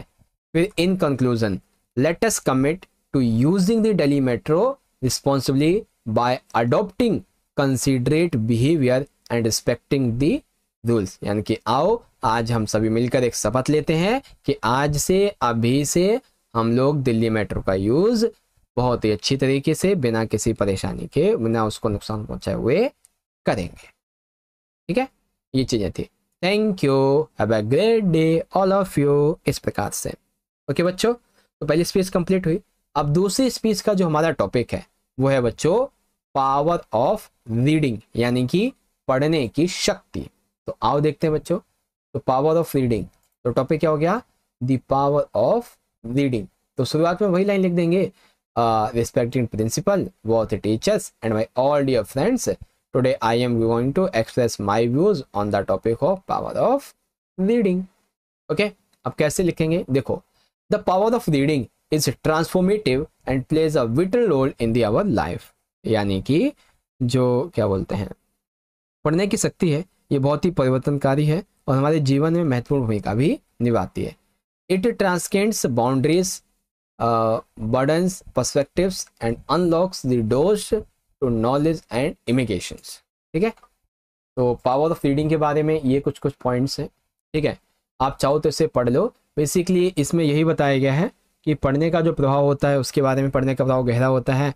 पढ़ने से जो है ना हमारी जो आलोचनात्मक सोचने की शक्ति होती है ये अच्छी होती है, हमारी वोकेबलरी बढ़ती है और हमारे अंदर जो संभावना है ये बढ़ने लगती है, ठीक है। उसके बाद इससे बहुत सारी जो टेक्नोलॉजी और डिस्कशन आते हैं उसको दूर किया जा सकता है, ओके। और भी बहुत चीज़ें हैं, आप यहाँ से पढ़ सकते हो। एक तो मैंने आपको करवा दी है, ओके। तो चलिए अब हम बात करते हैं बच्चों अपने अगले क्वेश्चन की। क्वेश्चन नंबर 10 बहुत अच्छा क्वेश्चन है बच्चों। देखो क्वेश्चन 10 ये बेसिकली आपकी एक डिबेट है। डिबेट का पहला टॉपिक है टेक्नोलॉजी मेक्स अस अलोन, यानी कि जो प्रौद्योगिकी है इसने हमें अकेला कर दिया है। क्या ये बात सही है? बिल्कुल ठीक, ओके। तो आपको इसके ईदर यानी कि फेवर में या फिर अगेंस्ट में लिखना है, ठीक है। दूसरा हमारा जो टॉपिक है वो है mobile phones are essential for school going children, यानी कि जो बच्चे स्कूल जाते हैं क्या उनको फ़ोन देना चाहिए या फिर उनके पास फ़ोन होना चाहिए, इसके बारे में, ओके। तो प्रौद्योगिकी ने हमें अकेला बनाया है, पहले मैं इसके पक्ष में बात करूंगा, ओके। तो टॉपिक क्या है हमारा, technology makes us alone, and हम बात कर रहे हैं फेवर में, ओके। अब सुनो, देखो जब भी डिबेट होती है, जैसे ये एक डिबेट हॉल है, तो एक तरफ इसके फेवर में बात होगी तो एक तरफ इसके अगेंस्ट में बात होगी, और इन सभी के बीच में कौन जीता कौन हारा उसके लिए यहाँ पे कुछ लोग बैठे होंगे जिसने हम ज्यूरी मेंबर्स बोलते हैं, वो डिसाइड करेंगे कि कौन जीता कौन हारा है, ठीक है। तो उनके दोस्त वगैरह भी होंगे, बहुत सारे होंगे, तो कैसे लिखेंगे, उनको पहले ग्रीटिंग करेंगे, honorable jury members, teacher, and my all dear friends, a very cheerful morning to all of you. मेरे प्यारे ज्यूरी मेंबर्स, टीचर्स और मेरे प्यारे दोस्तों, आप सभी को शुभ प्रभात. टुडे आई अनुभव और अनुभवती will present my views on the favor of topic technology makes us alone. इसके में फेवर में बात करेंगे, यानी कि हम बात करेंगे इसके फेवर में. तो देखो, technology while fostering connectivity paradoxically contributes to feelings of isolations. यानी कि प्रोडक्टिविटी जो ये क्या बोलते हैं, प्रौद्योगिकी जो है टेक्नोलॉजी, इसने कनेक्टिविटी को तो बढ़ावा दिया है, लेकिन इसने हमारे अंदर अकेलेपन की भावना को और बढ़ाया है. The prevalence of smartphones and social media platforms often leads to superficial interactions, diminishing the equality of real life relationship. यानी कि स्मार्टफोन और सोशल मीडिया प्लेटफॉर्म का जो प्रचलन है, ये इतना ज़्यादा बढ़ गया है कि हम वास्तविक रिश्तों को समझ ही नहीं पाते हैं. ठीक है. Constant connectivity to devices can create a sense of detachment from immediate surroundings, isolating individuals in digital world. आज की इस वैश्विक दुनिया में हम जिन इन डिवाइसेस से कनेक्टेड हैं, ये हमारे आसपास क्या हो रहा है इससे हमें दूर करती हैं और अपने आप को अकेलेपन के अंधकार में झोंक देती है. The allure of virtual communication often superleads face-to-face interaction, reducing the depth and authenticity of human connection. ठीक है. यानी कि आज के टाइम पे देखा जाए तो जो वर्चुअल कम्युनिकेशन है, वीडियो कॉलिंग हो गई, वर्चुअल कम्युनिकेशन हो गई, इन सभी से क्या होता है, इन सभी से जो एक कनेक्शन होता है, प्यार का कनेक्शन, एक रिश्ते का कनेक्शन, वो खत्म होता जा रहा है. ठीक है. ह्यूमन कनेक्शन खत्म हो रहे हैं. क्यों?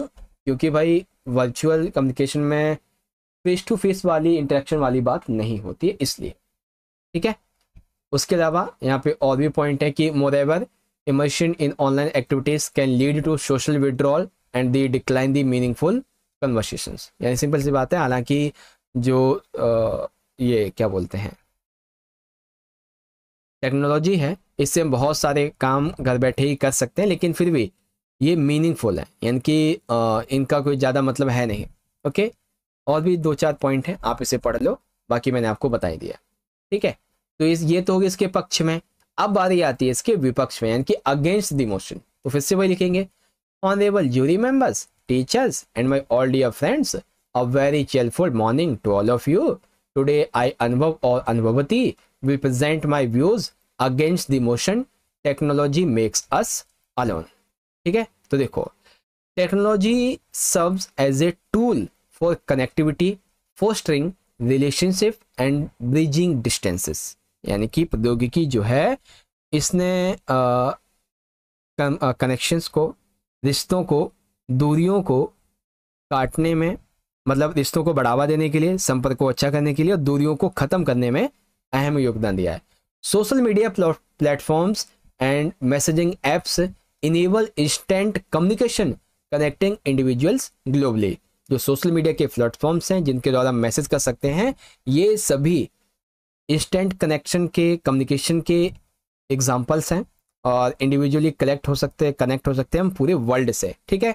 The ability to stay in touch with friends and family regardless of physical location strengthens bonds and combats loneliness. यानी कि ये जो टेक्नोलॉजी है, इसके माध्यम से हम अपने दोस्तों से, अपनी फैमिली से एक साथ टच में रह सकते हैं, भले ही फिर चाहे फिजिकली वो कहीं पे भी हो.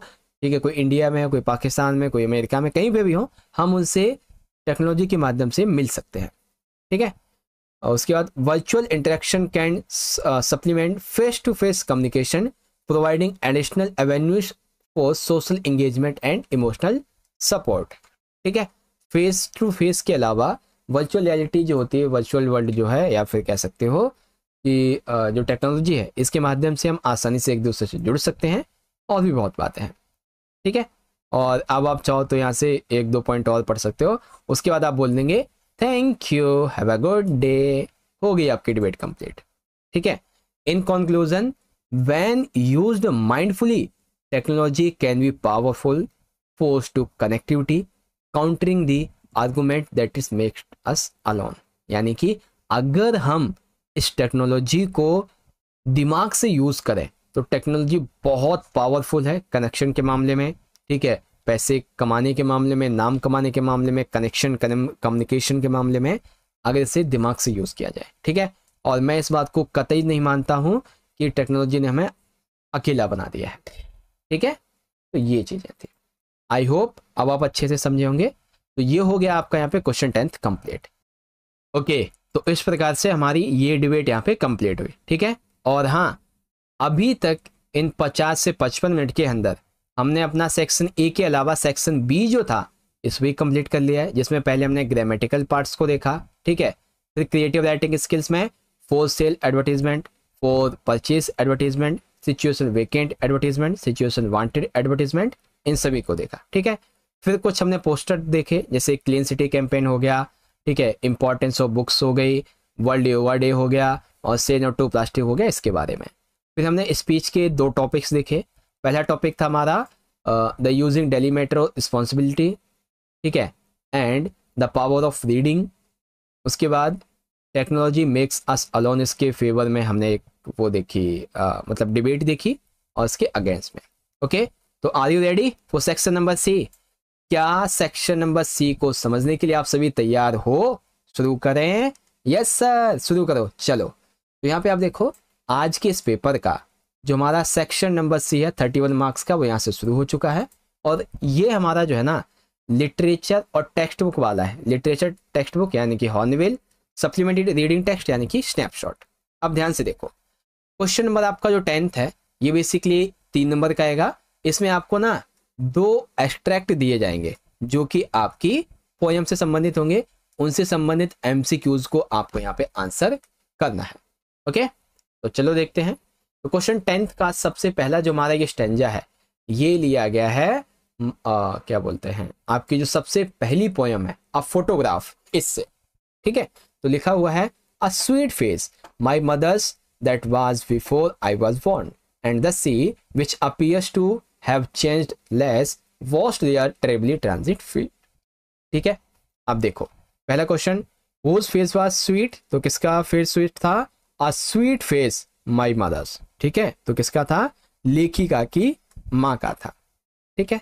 अभी इस पैसेज में एक पैरा यूज किया गया है, एक सेंटेंस, टेरिबली ट्रांजिट फीट, यानी कि समुद्र में धुलता हुआ जो पैर है, ये क्या यहाँ पे सजेस्ट करता है बेसिकली, ठीक है। तो क्या सजेस्ट करता है?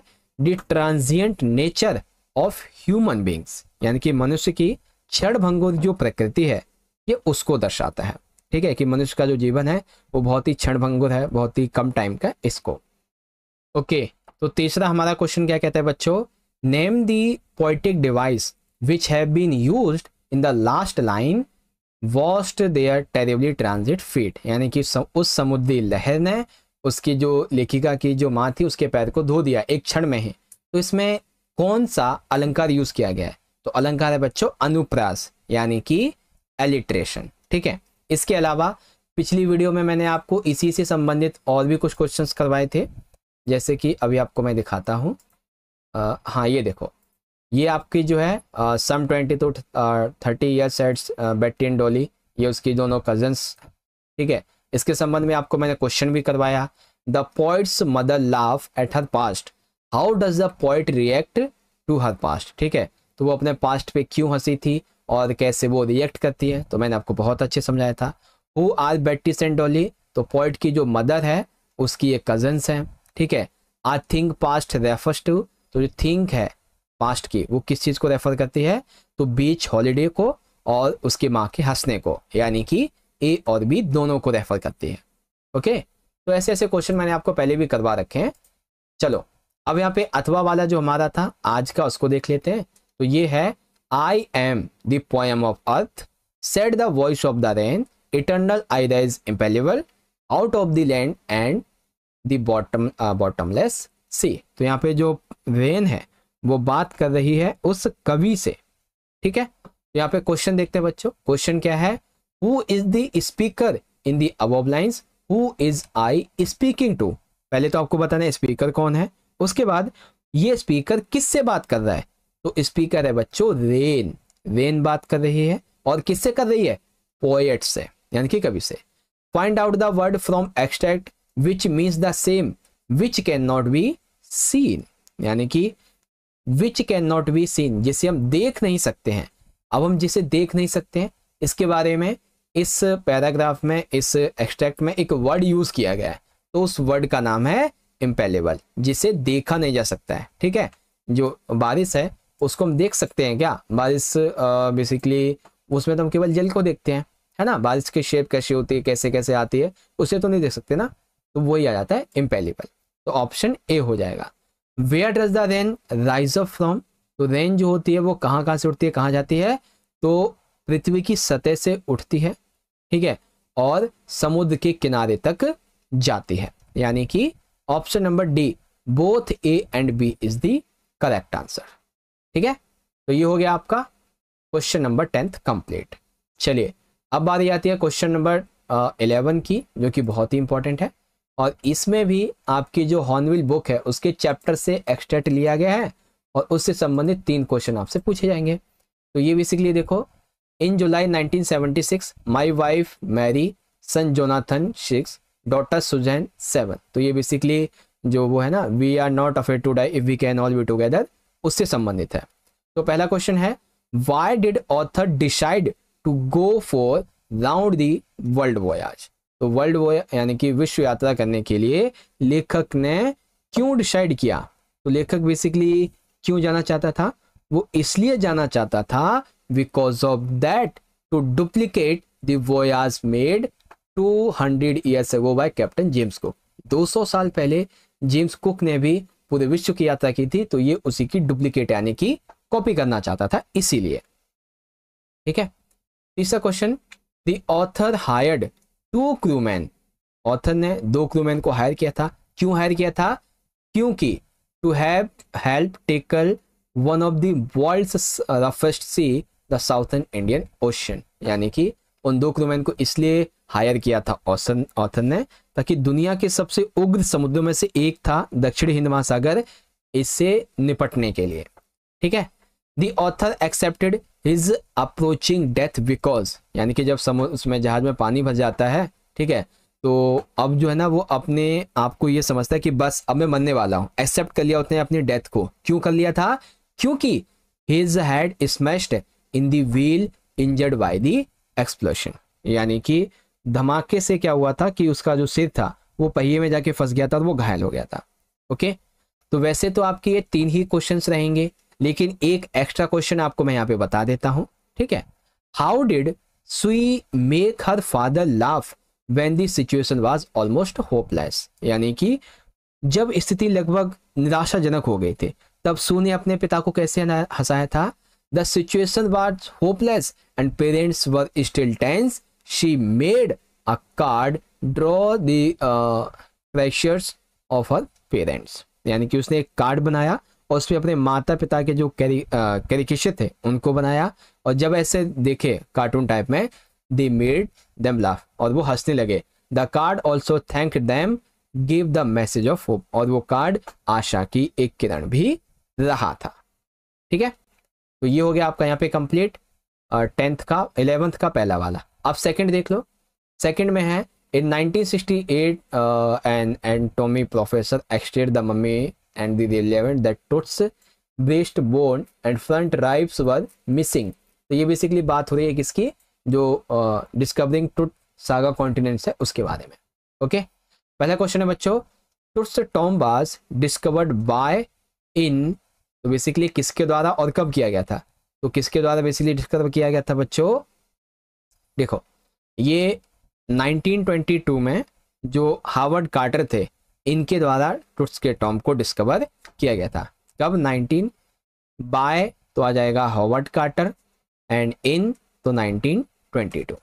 ठीक है, अगला question, why did third coffin put Carter in trouble. जो तीसरा कॉफिन था उसने कार्टर को बहुत ही दुविधा में, मुसीबत में, परेशानी में डाल दिया। फिर परेशानी क्यों झेलनी पड़ी?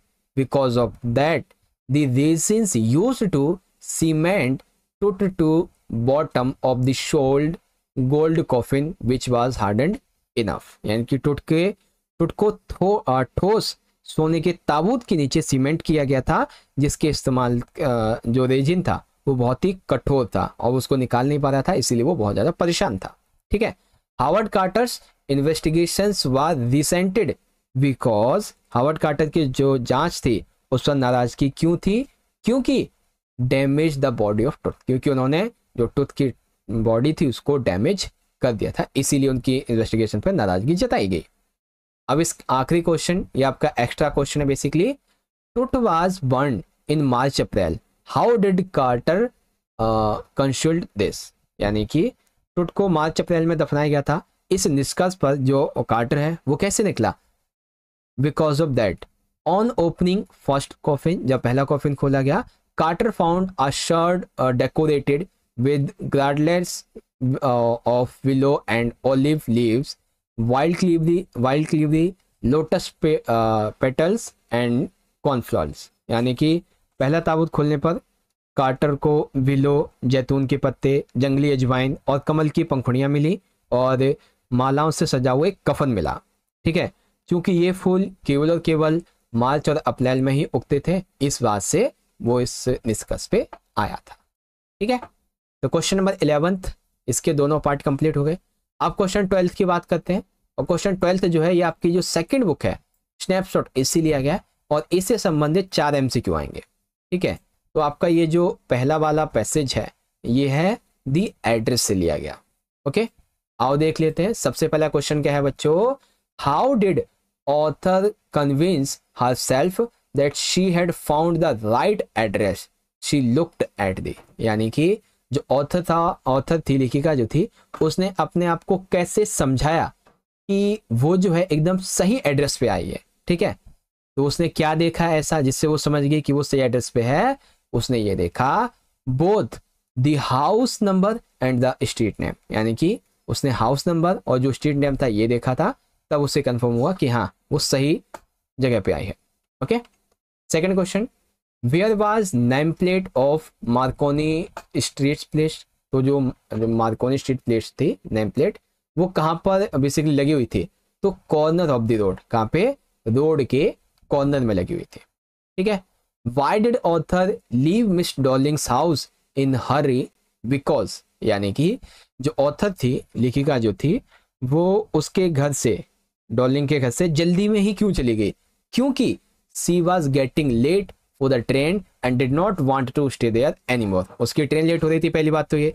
दूसरी बात ये कि वो अब ज़्यादा देर रुकना नहीं चाहती थी वहाँ पे। ठीक है, क्योंकि उसने देखा कि मेरी माँ के जो वस्तु हैं उनको किस प्रकार से रखा गया था, बहुत ही अजीब तरीके से। ठीक है, बिना किसी रिस्पेक्ट के। उसके बाद the address the short story is a touching account for, ये जो लघु कथा है द एड्रेस, ये किस प्रकार की घटना है? This story is a touching account for daughter who goes in search of her mother's belongings after a war in Holland, यानी कि हॉलैंड में एक युद्ध के बाद एक बेटी अपनी माँ की जो वस्तु है उनको खोजने जाती है। ये स्टोरी उसी पर आधारित है। ठीक है, तो ये हो गया आपका इस प्रकार से 12 का फर्स्ट। अब 12 का सेकंड देखो, तो आपके जो थर्ड चैप्टर है द मदर्स डे, वैसे तो 5वां भी कह सकते हो, द मदर्स डे, उससे लिया गया है। तो आओ एक एक करके देख लेते हैं। देखो, सबसे पहला क्वेश्चन है how had miss Pearson's family treated her, तो मिस पियर्सन की जो फैमिली थी वो उन्हें कैसे ट्रीट करती थी? अनएप्रिशिएटिव, यानी कि बिना किसी प्रशंसा के उन्हें अप्रिशिएट, पहली बात तो अप्रिशिएट करना ही छोड़ो, ट्रीट करती थी बिना किसी प्रशंसा के। ठीक है, how was Miss Fitzgerald character depicted to play mother's day, यानी कि ये जो नाटक है मदर्स डे, इसमें श्रीमती जो फिट्जगेराल्ड है इनके चरित्र को कैसे दर्शाया गया है? तो she was portrayed as dominating and bossy, यानी कि प्रभावशाली और दबंग महिला के रूप में इनको चित्रित किया गया है। ठीक है, तीसरा question, what proposal did Miss Fitzgerald make to Miss Pearson, यानी कि जो मिस फिट्जगेराल्ड थी इन्होंने पियर्सन के समक्ष क्या प्रस्ताव रखा? तो उन्होंने प्रस्ताव रखा टू चेंज हर शोल्स, यानी कि मिस फिtzgerald ने पियर्सन से कहा कि मैं आपकी फैमिली को सही सबक सिखाऊंगी, अच्छे से समझाऊंगी, लेकिन इसके लिए हमें एक दूसरे की आत्माओं को चेंज करना होगा। ठीक है, तो ये प्रपोजल रखा था मिस फिtzgerald ने। Fourth question, how would you describe miss Pearson? आप मिस पियर्सन को कैसे डिस्क्राइब करेंगे? तो miss Pearson was a pleasant but worried looking women in her 40s। Miss Pearson was soft spoken with the touch of सुवर्ण।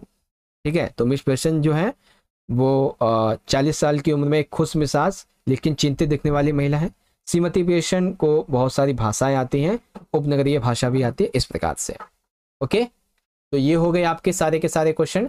अब इससे पहले कि मैं क्वेश्चन 13 शुरू करूं, आपको मैं पिछले पेपर के कुछ और चीज़ें दिखाना चाहता हूं।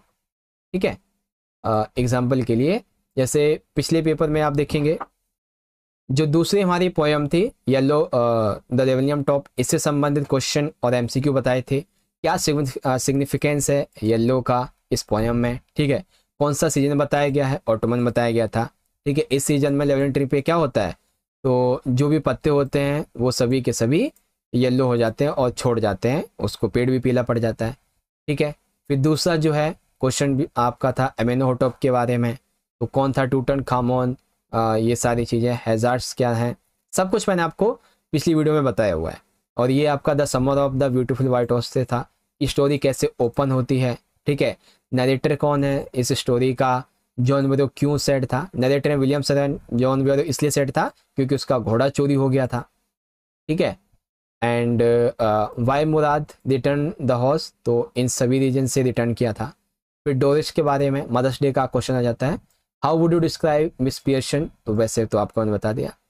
ठीक है, और उसके बाद में एक दो क्वेश्चन ये थे, तो वैसे आपको मैं समझा चुका हूँ अच्छे तरीके से। ठीक है, ये पुराने पैटर्न के अकॉर्डिंग था, ये नया वाला है। अब क्वेश्चन नंबर 13 देखते हैं।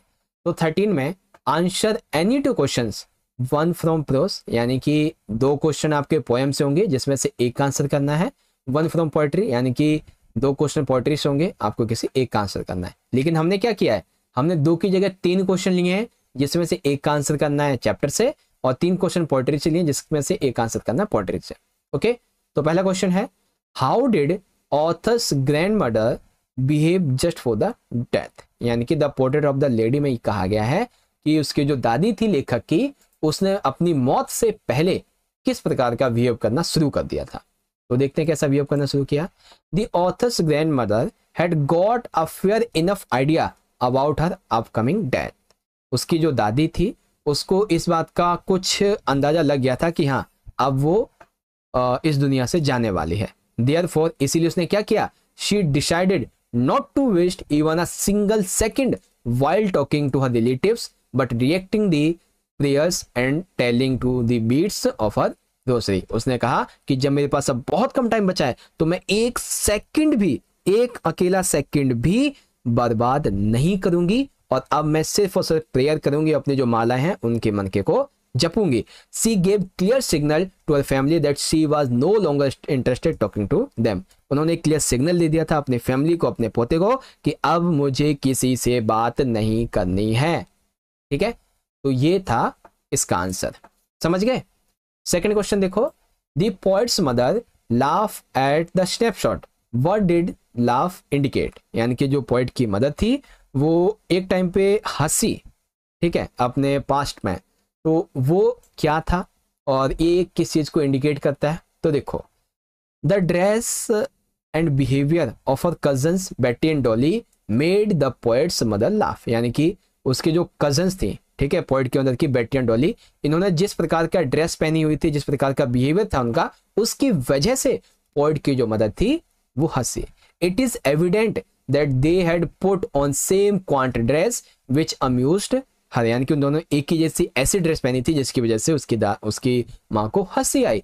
This laugh indicate her joy at remembering an incident connected with her past life, यानी कि ये इंडिकेट करता है उस बात को जो कि उनके अतीत में उनके साथ घटा। When she was quite young, जब वो कुछ यंग थी, and free from tensions and worries of life, जब वो टेंशन फ्री थी और दुनिया की चिंताओं से, जीवन की चिंताओं से मुक्त थी, ये उस चीज को इंडिकेट करती है। उसके बाद उसकी माँ कभी नहीं हंसी। ओके, तो अब बात करते हैं तीसरे क्वेश्चन की। There is a parallel drawn between rain and music, which words indicate this, explain this similarity between two. ठीक है, यानी कि यहाँ पे क्या कहा गया है कि बारिश और संगीत के बीच में एक समानता है। ऐसे कौन कौन से शब्द हैं जो इसे दर्शाते हैं? तो दोनों के बीच में आपको समानता यहाँ पे बतानी है। आ जाओ समानता बताते हैं। देखो, the lines for the song issuing from the birth place, एक गाने की जो लाइन है वो अपने जन्म स्थान से निकलती हैं। आफ्टर फुलफिलमेंट, यानी कि गाना पूरा हो जाने के बाद। वॉन्डरिंग, रैंक्ड और अनरैंक्ड, फिर चाहे वो रैंक करे या ना करे वो रिटर्न हो जाता है with love, compare then to music. ठीक है, this points links to journey of rain that of a song, यानी कि इसीलिए जो बादशाह है और जो बारिश है इसके जर्नी को एक दूसरे से लिंक किया जा रहा है। Which begins in the heart of the singer, travel around the world and eventually returns to origin with love. जिस प्रकार से गाना जो है सिंगर के हार्ट से निकलता है, पूरी दुनिया में घूमता है और इवेंचुअली रिटर्न हो जाता है उसी के पास। ठीक है, in the same way rain start from earth, बारिश अर्थ से शुरू होती है, यानी कि बारिश की शुरुआत जो है उसका प्रथम चरण पृथ्वी से होता है। Fulfils it's purpose of beautifying and cleansing and returns with the love of its source, फिर बादल में जाती है, बारिश के ऊपर नीचे आती है, पृथ्वी को सुंदर बनाती है, क्लीन करती है और वापस से रिटर्न हो जाती है प्यार से अपने सोर्स पे। ठीक है, तो ये था यहाँ पे। अगला क्वेश्चन कि how has view point of archaeologist change with the passage of time, यानी कि जो वो था क्या नाम है टूटनखामुन, इसके बारे में आर्कियोलॉजिस्ट, टूटनखामुन नहीं, जो टूट थी उसके टूट था उसके बारे में जो आर्कियोलॉजिस्ट थे इनकी जो थिंकिंग थी, जो व्यू पॉइंट था वो कैसे चेंज हुआ टाइम के अकॉर्डिंग, वो बताओ। तो लिखेंगे The archaeologist earlier mainly focused on the treasure that the tomb would yield, यानी कि पुरातत्वविदों ने पहले मुख्य रूप से कब्र से मिलने वाला जो खजाना था उस पर ध्यान केंद्रित किया था। They would pay less attention to details of the life and death of the mummy in consideration, यानी कि उन्होंने मम्मी के जीवन और मृत्यु के विवरणों पर कम ध्यान दिया। But with the passage of time, जैसे जैसे टाइम बीतता गया, the center of attention is more than fascinating details of life and intriguing mysterious of death। अब वो किसी प्रकार के खाने खजाने की बजाय अब ज्यादातर ध्यान देने लगे किस पर, उसकी मिस्ट्री को सुलझाने के लिए। मोरेवर, यानी कि इसके अलावा now they use more sophisticated tools including medical technology, और अब वो मेडिकल टेक्नोलॉजी के अलावा बहुत बहुत बड़े बड़े टूल्स को यूज करके जो मिस्ट्री होती है डेथ की उसको सुलझाते हैं। तो इस प्रकार से पैसेज विद द टाइम जो आर्कियोलॉजिस्ट की व्यू पॉइंट है, जो सोच है वो बदली है। ठीक है, अगला question, how did first leg of journey pass, what happened to them immediate after that they left, यानी कि क्या बोलते हैं यात्रा का जो पहला चरण था वो कैसे बीता और इस चरण के जाने के बाद उन्होंने तुरंत क्या किया। तो लिखेंगे the first leg of journey was from Plymouth England to Cape Town. ठीक है, तो पहली जर्नी यात्रा का पहला चरण कहाँ से था, प्लेमाउथ जो कि इंग्लैंड में है, केप टाउन जो कि अफ्रीका के दक्षिण में है। ठीक है, it was journey of 1,500 kilometres, it passed quite pleasantly but after leaving Cape Town they had to face strong gales, यानी कि जब वो केप टाउन से निकले तो उन्हें बहुत तेज हवाओं का सामना करना पड़ा।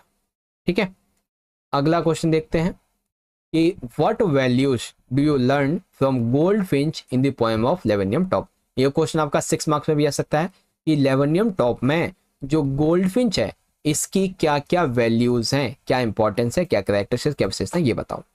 ठीक है, तो देखो ध्यान से समझना, अच्छे से समझाऊंगा। देखो, the goldfinch has its nests on the top of the laburnum tree in the poem.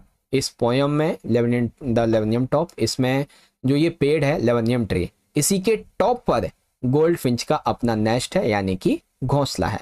Her chicks stay in the nest while she, यानी कि the mother goldfinch keeps going out the regular intervals to get food to feed her chicks, यानी कि वो अपने चूजे यानी कि बच्चों के लिए खाना लाने के लिए उससे घोंसले से बाहर निकलती है।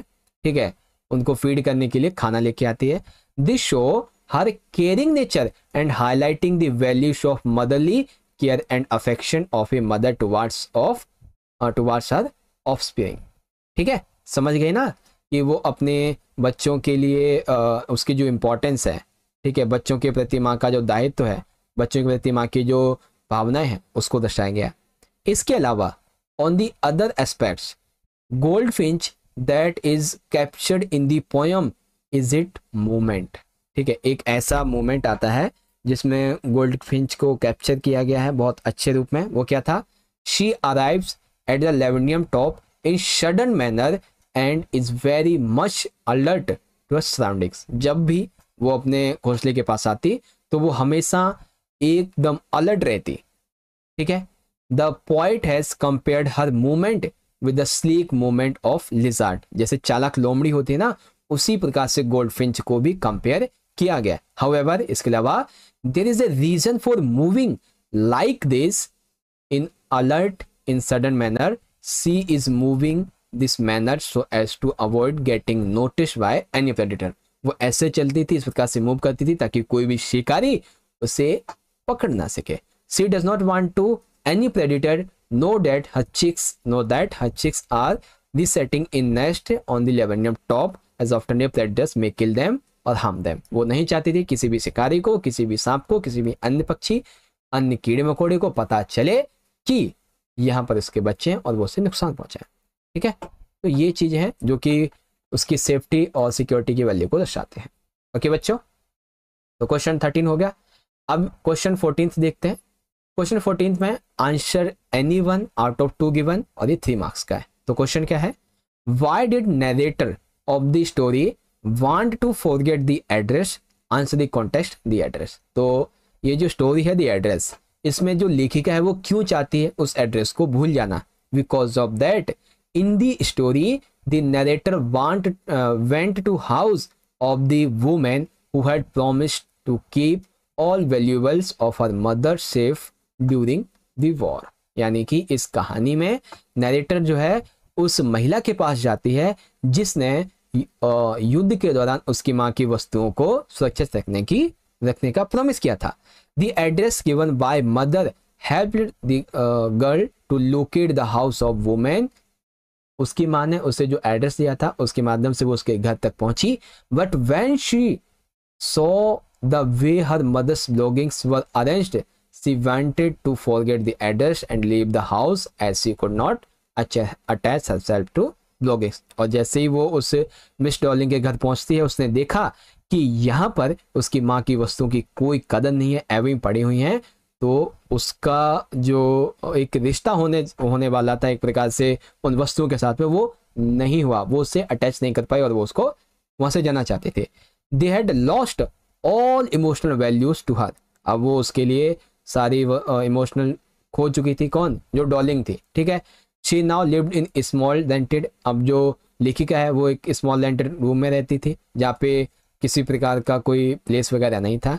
That's why she wanted to forget the address. इसीलिए वो चाहती थी वो एड्रेस को भूल जाए।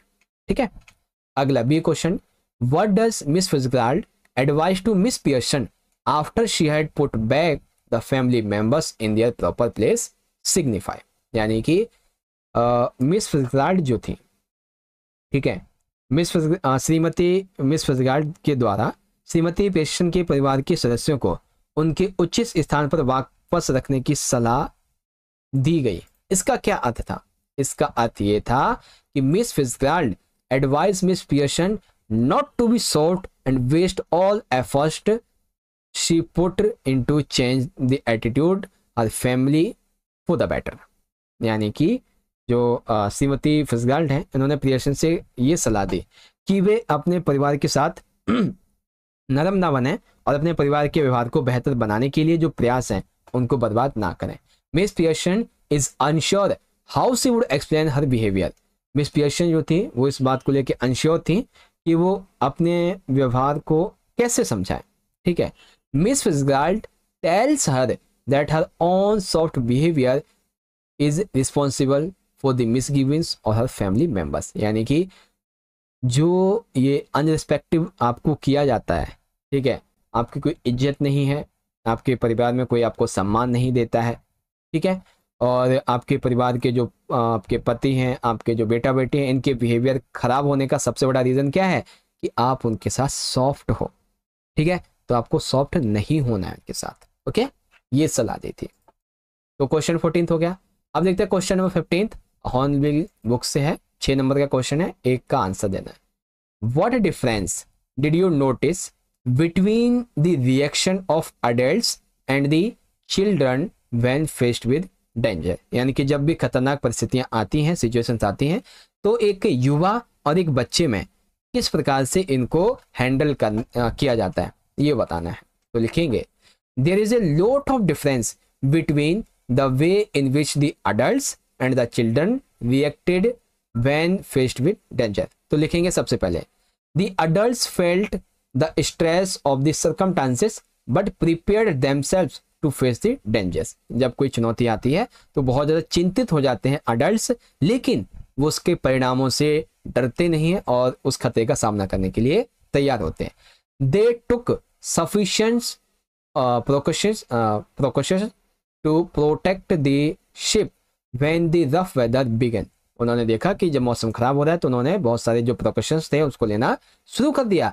दे equipped everyone with lifelines waterproof clothes and life jackets. उन्होंने उन्हें जो लाइफनेस थे वो दिए, वाटरप्रूफ क्लोथ्स दिए और लाइफ जैकेट्स दिए। Larry and herb worked cheerfully and optimistically for 3 days continuously to pump out water from the ship. Mary replaced the narrator at the wheel when the deck was smashed and steered the ship. She also served them meal after 2 days of struggle against odds. यानी कि जब मौसम खराब होने लगा तो सुरक्षा के जितने भी पर्याप्त वगैरह सावधानी थी वो की गई। लैरी और हब ने जहाज से पानी निकालने के लिए लगातार 3 दिन तक काम किया, खुशी खुशी और आशावादी तरीके से, ठीक है।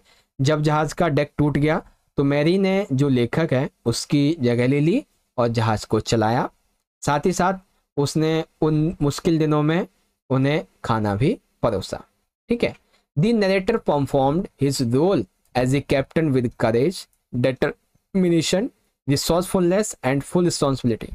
यानी कि लेखक ने दृढ़ संकल्प, साहस, कुशलता और पूरी जिम्मेदारी से एक कप्तान के रूप में अपनी भूमिका निभाई।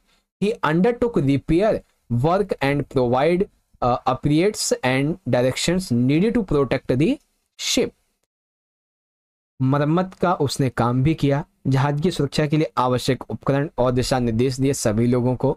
He also helped in steering the ship towards the Iceland। उसने जहाज को द्वीप की ओर ले जाने के लिए भी मदद की।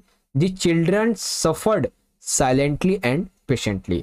बच्चों ने चुपचाप और धैर्यपूर्वक कष्ट सहते रहे।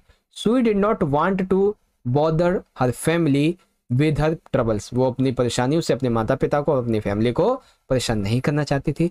John acted courageously, he was not afraid to die if all them present together। उसने ये शब्द कहा, हमें मरने से डर नहीं लगता अगर हम सभी साथ हैं, ठीक है। ये चीजें थी, समझ गए अच्छे तरीके से। अब इसका सेकंड क्वेश्चन देख लो।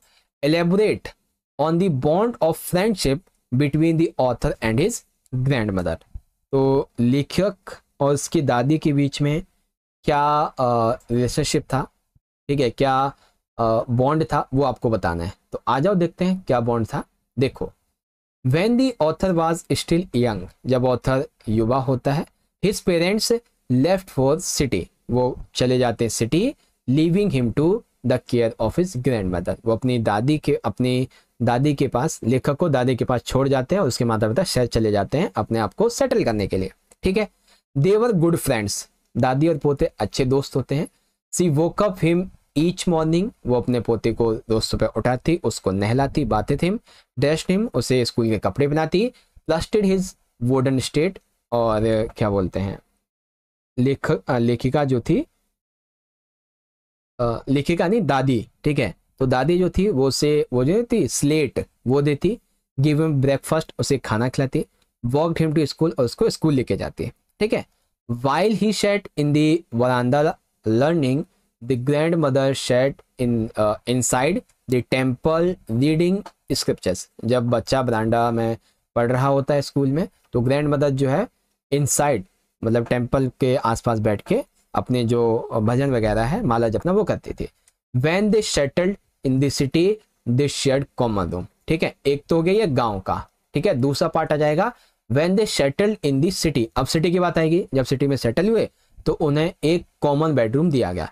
When the writer was going abroad she went to the railway station to see him off but did not speak a word, only kissed his forehead. जब वो बेसिकली विदेश जा रहा होता है उसका पोता, तो दादी उसे रेलवे स्टेशन आती है छोड़ने के लिए। ठीक है, अब जब छोड़ने आती है तो वो बोलती कुछ नहीं है, बस उसके माथे पर एक प्यारी किस कर देती है। This writer shared this as their last physical contact as he was going away from 5 years। अब 5 साल के लिए जब वो दूर जा रहा है तो ये उसका आखिरी फिजिकल टच था उसकी दादी के लिए। But his grandmother was there to receive him back. उसकी माँ जो थी उसको वापस लाने के लिए तैयार थी।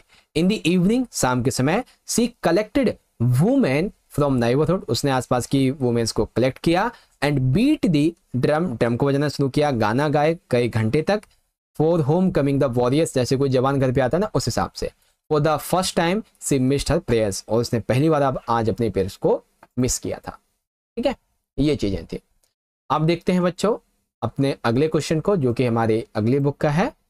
Answer anyone out of the two given. सबसे पहला, how does Miss Pearson reform her dysfunctional family members. यानी कि जो क्या बोलते हैं मिस पियर्सन थी, इन्होंने अपने बिगड़े हुए परिवार के जो सदस्य हैं उनको कैसे ठीक किया या फिर कैसे सुधारती हैं, ये आपको बताना है। ठीक है, तो आइए बताते हैं अच्छे तरीके से। देखो, Miss Fitzgerald is Miss Pearson's neighbour. जो मिस फिtzgerald है ये मिस पियर्सन की पड़ोसी हैं। She is assertive and practical, the complete opposite of Miss Pearson. ठीक है, जो मिस फिtzgerald है वो बहुत ही असर्टिव है, यानी कि दृढ़ निश्चयी है, व्यवहारिक है, प्रैक्टिकली बात करती हैं, और ये मिस पियर्सन से अलग है। तो मिस पियर्सन कैसी हैं? मिस पियर्सन जेंटल हैं, अननेसेसिटिव है and overly devoted to her children and husband. अपने पति, अपने बच्चों के प्रति समर्पित ऐसी महिला है।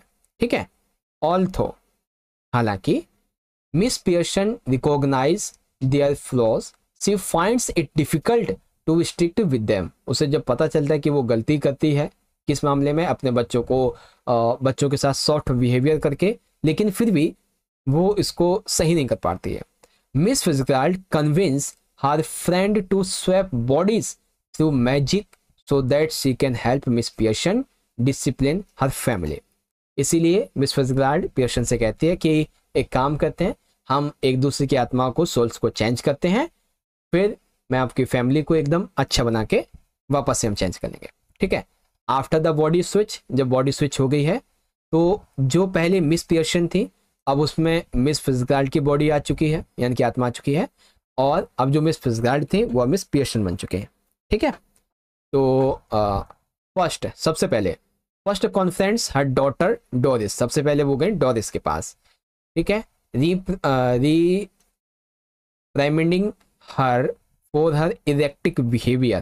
ठीक है, अब जब डोरिस पहली बार वो मिली अपनी माता से, जब उस दिन जब ये सोल चेंज हो जाते हैं, तो उसने देखा कि उसकी माँ जो स्मोकिंग कर रही है, उसने बोलता चाय वगैरह बनाने के लिए।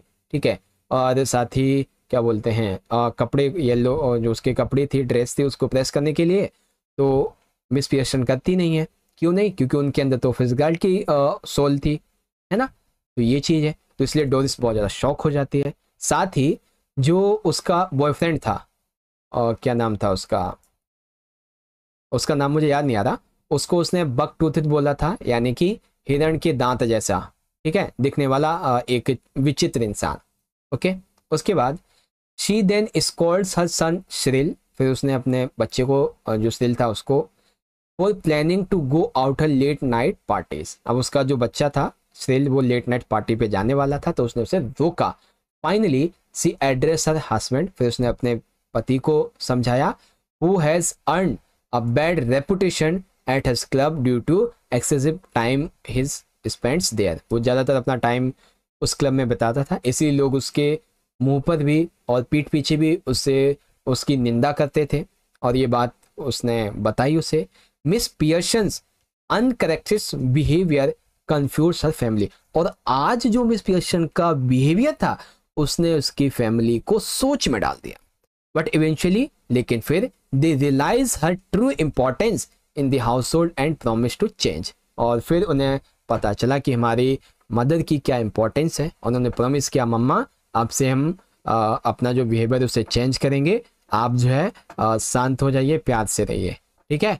Eight the end Miss Pearson and Miss Fitzgerald revert their original bodies, और फिर वापस से अपनी ओरिजिनल बॉडीज में आ जाते हैं, ठीक है। तो ये हो गया आपका। अब इसका लास्ट क्वेश्चन आ जाता है, you were probably agree that the story the summer of the beautiful white horse does not have breathless adventure and exciting action, then what in your opinion makes it interesting. तो ये question आपको मैं पहले भी करवा चुका हूं बच्चों, इसीलिए आपको मैं बस दिखा दे रहा हूं, आप चाहो तो उसे पढ़ लेना, क्योंकि पहले भी सेम क्वेश्चन आपको मैं करवा चुका हूं, ठीक है। अब इससे पहले जो हमारी वीडियो थी उसमें आपको कुछ क्वेश्चन मैंने करवाए थे, आपको दिखा भी देता हूं बड़े बड़े, जैसे कि देखो, elaborate on the bond of friendship between author and the grand mother. तो किस प्रकार का बेसिकली क्या बोलते हैं बॉन्ड था इसके बीच में, उसकी ग्रैंड मदर और जो लेखक है उसके बीच में, ठीक है। फिर the mummy is in very bad condition because what Carter did in 1920s, what did Carter do and why. तो कार्टर ने 1920 में जो किया था, 1920 के दशक में, उसकी वजह से वो बहुत बुरी हालत में था, तो क्या किया क्या नहीं किया सब कुछ लिखा हुआ है, ठीक है। और ये क्वेश्चन देखो पिछली वीडियो में करवाया हुआ है मैंने आपको, और ये भी करवाया हुआ है सेम टू सेम। उसके अलावा आपको मैंने छोटे छोटे जो क्वेश्चंस हैं ये भी करवाए हुए हैं, ठीक है। Why did narrator of the story want to forget the address, तो क्यों वो एड्रेस को भूलना चाहती थी। A mother's work is never done, do you agree that, explain with the basis of play and the day to day life. तो हाँ, ये बात सही है कि मम्मा का जो काम है, माता का काम कभी खत्म नहीं होता है, और इस बारे में मैं ये बातें कहना चाहूँगा, सब कुछ लिखा हुआ है, ठीक है। तो बहुत अच्छे से सब कुछ समझाया हुआ था, ओके बच्चों। तो इस प्रकार से आज की हमारी ये वीडियो कंप्लीट हो जाती है, और यहाँ पर आज का जो हमारा सैंपल पेपर नंबर 7 है ये भी कंप्लीट हो गया, ठीक है। वीडियो 1.5 घंटे के आसपास की हो गई है। अब आप मुझे कमेंट करके बताओ, सबसे पहले तो लाइक करो इस वीडियो को, ज़्यादा से ज़्यादा लाइक करने के बाद इसको ज़्यादा से ज़्यादा अपने दोस्तों में शेयर करो आपके कल के पेपर के लिए, और सभी बच्चे कमेंट में मुझे अपना फीडबैक देके जरूर जाना, और आपके कल के इंग्लिश के मिड टर्म के एग्जाम के लिए मेरी तरफ से ऑल द बेस्ट, अच्छे से पेपर करके आना, ठीक है। बहुत बहुत धन्यवाद। जय हिंद, जय भारत, वंदे मातरम।